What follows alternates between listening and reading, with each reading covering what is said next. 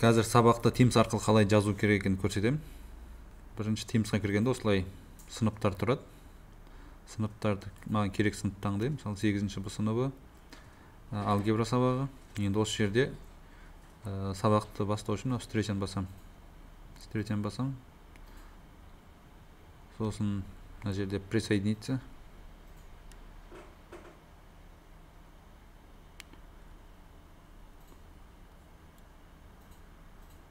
Оқушылар да осын басып, неге кіреді?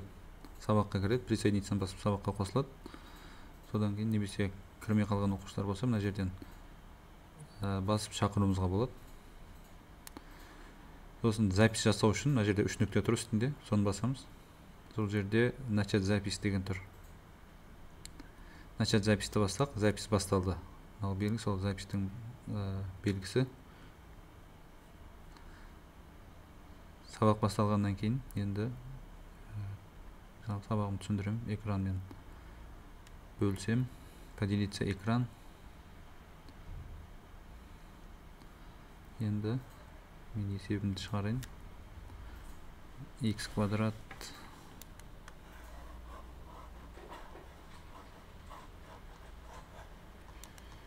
минус 3x минус 10 тең 0.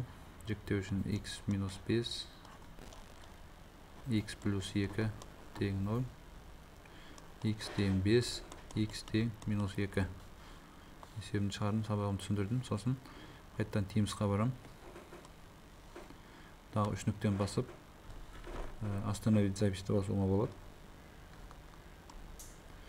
Немесе сразу выйти дегенді бастам болады сабақты өтіру үшін. Выйти бастым, сабақты өтірдім. Енді олар Teams'та сақталып тұрады. Teams'та осы жерде қазір сохранение болып жатыр екен. Біраздан кейін осы бітеді. Енді сабақ 45 минут болған үшін, 40 минут болған үшін ол ұзағырақ болады. Біткен соң